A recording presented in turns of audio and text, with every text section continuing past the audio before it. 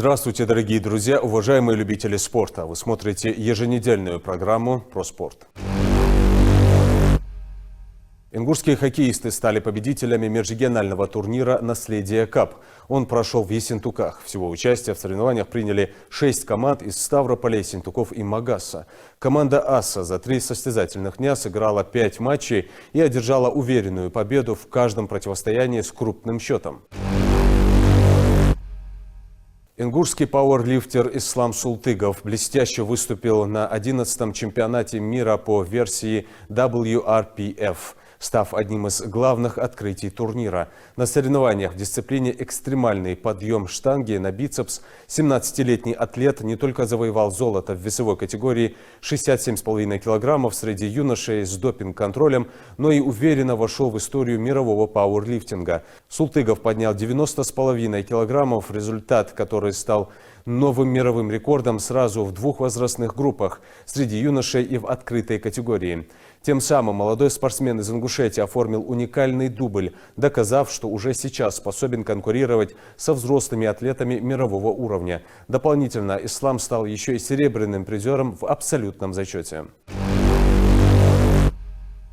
В очередном матче юношеской лиги чемпионов нападающий «Динамо» Тбилиси Ю-19 Халид Далтмурзиев подтвердил свой статус одного из самых опасных форвардов турнира. В гостевой встрече против «Динамо» Минск Ю-19 футболист внес решающий вклад в победу своей команды. На 12-й минуте Халид точным ударом открыл счет в матче, забив важный гол. Через 5 минут футболист ассистировал партнеру, организовав второй результативный удар. Халид провел на поле 81 минуту, после чего его заменили.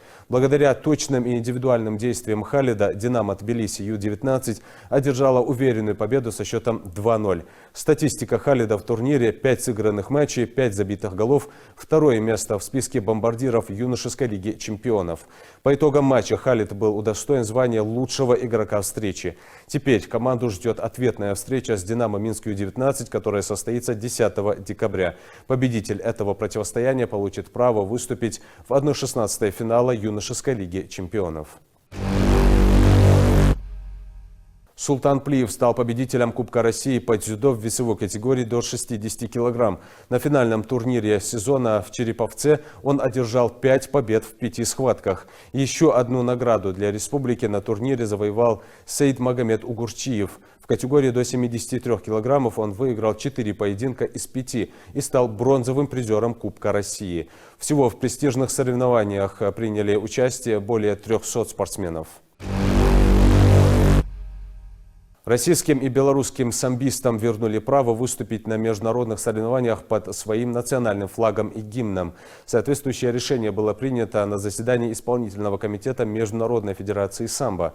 Это решение распространяется на все возрастные категории спортсменов. Изменения вступят в силу с 1 января 2026 года. Футбольная команда филиала Ставропольского техникума медицины и отраслевых технологий триумфально выиграла всероссийский турнир Лиги первых по футболу. Победители чествовали в Сунже. Турнир проходил среди студентов СУЗов и вузов в Махачкале. В ожесточенной борьбе с лучшими командами из 13 регионов России именно футболисты из Ингушетии доказали свое абсолютное превосходство. Команда «Стмиот», уступавшая от Ингушетии, не оставила соперникам шансов, с блеском завоевав главный трофей турнира. Второе и третье место разделили Чеченская республика и Херсонская область с Луганской Народной республикой. Ингушские джитсеры блестяще выступили на чемпионате по джиу-джитсу в Нальчике. Об этом мы поговорим со старшим тренером по джиу-джитсу Саидумаром Имагожевым. Саидумар, ассаламу алейкум. Алейкум ассалам. Приветствую тебя в студии программы «Про спорт». Недавно твои воспитанники выступили на чемпионате СКФО по джиу-джитсу. Расскажи, каких результатов они добились? Так, 7-8 ноября мы выезжали небольшим составом до 20 человек на чемпионат Северо-Кавказского федерального округа и отбор на чемпионат России, который проходил в Нальчике. Выступили очень хорошо, выступали 2 дня. 7 ноября выступали в разделе в ГИ, в кимоно, и 8 ноября без кимоно боролись. Ноги. Первый день заняли 5 или 6 призовых первых мест, также были 2-е и 3-е места, и во второй день также 6 или 7 первых мест заняли.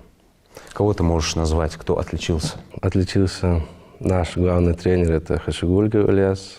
Я также сам принимал участие, тоже занял первое место. Ильяс занял первое место, Агиев Ислам занял первое место и Ибрагимов Аббакр.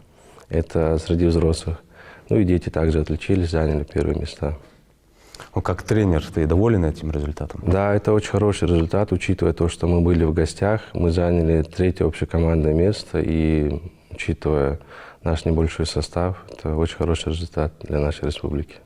Ты сказал, что сам тоже принимал участие. Да. Как у тебя получается совмещать тренерство и выступление? Днем работаю, вечером тренируюсь. Кто был соперником? Как прошел поединок? Соперники были очень хорошие, титулованные. Первая схватка закончилась по баллам, то есть я выиграл по баллам, а все остальные схватки я выиграл досрочно.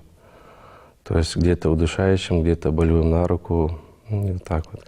Это, скорее всего, держит как-то в тонусе, наверное, да? Если ты, допустим, только тренируешь.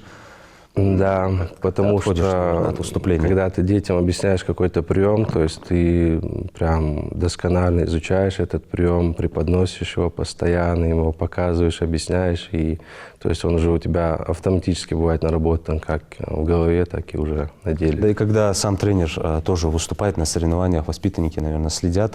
Да, как, это для что них ты делаешь, очень большая мотивация бывает. Да, и изучают именно Да, стараются технику. равняться на тебя также, выступать.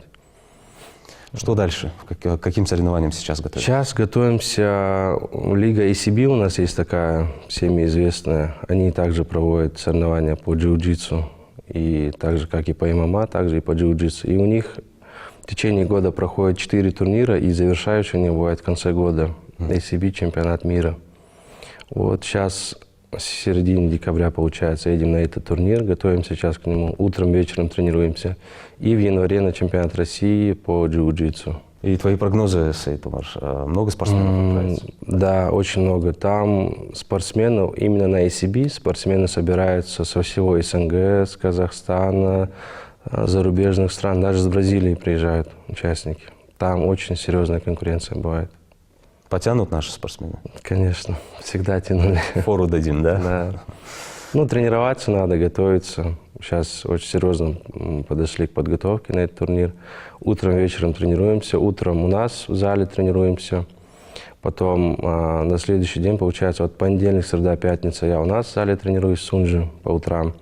Вторник, четверг, суббота выезжаю в Грозный, там тренируюсь в другом зале, потому что разносторонние спортсмены, другая конкуренция. Вот с ними боремся, у них опыта набираюсь. И вечером у нас в зале в Сунже тренируюсь. По пятницам у нас день борьбы, получается, 10 схваток по 6 минут мы делаем. И в субботу также в Грозный выезжаем на день борьбы. То есть в воскресенье отдыхаем. А много воспитанников у тебя? У меня, я тренирую пока только детей, чтобы совмещать работу и тренировки. Какой возраст? От 5 до 14 лет. То есть закладываешь в них основу? Да, именно основы, базы, фундамент, так сказать. А в будущем, думаю, уже когда оставлю соревнования, когда не буду выступать, потом уже взрослыми займусь. А к тебе спортсмены приходят с базы определенной, из Без другого базы. вида? Обычно Совсем без зеленые, базы. да? Прям вообще зеленые бывают. Такие приходят. А многие переходят потом из джиу-джитсу в другой вид спорта. Я почему спрашиваю? Это же хорошая база для Да. смешанных единоборств джиу-джитсу. Ну, обычно все так и приходят вначале, чтобы поставить себе базу хорошую, джитсерскую, чтобы грэпплинг подтянуть. И потом уже в дальнейшем уходит кто куда. Мгм. А зал где находится? Сунжи? Зал у нас Сунжи, да, по Исаитова. А вообще там много спортсменов? Да, в общем, где-то 200 воспитанников будет. Это у нас в одном зале, потом у нас по Менделеево еще один зал есть, и там тоже под 150 воспитанников будет. Ну, и с каждым месяцем даже, скажем, они набираются. То есть джиу-джитсу у нас пользуется, да, такой Да, популярностью? очень серьезно развивается, потому что если сравнивать с другими видами спорта, с борьбой, с дзюдо, то джиу-джитсу у нас в республике недавно.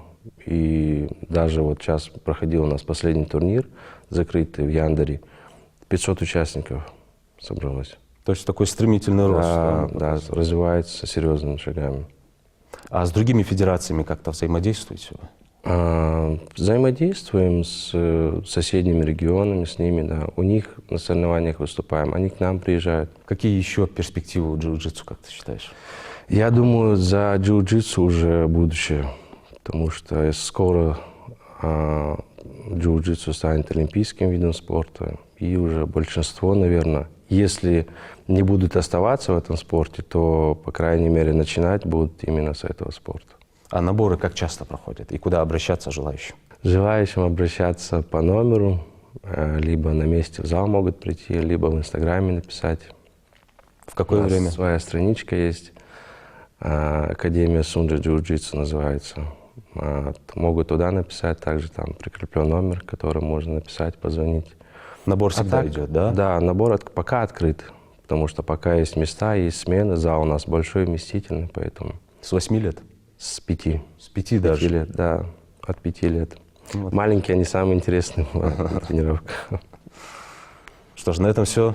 Башкалу, Ряс. желаю удачи, успехов. Благодарю за это. Аминь.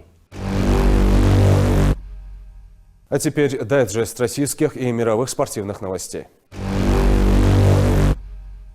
Футболисты Калининградской «Балтики» со счетом 2-0 обыграли самарские «Крылья Советов» в матче 18-го тура «Мир» российской премьер-лиги. Встреча прошла в Калининграде.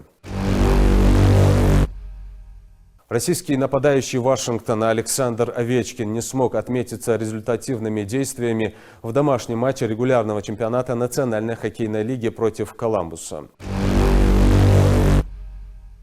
Футболисты московского «Локомотива» со счетом 4-2 обыграли Сочи в матче 18-го тура «Мир» российской премьер-лиги. Встреча прошла на стадионе «Фишт» в Сочи.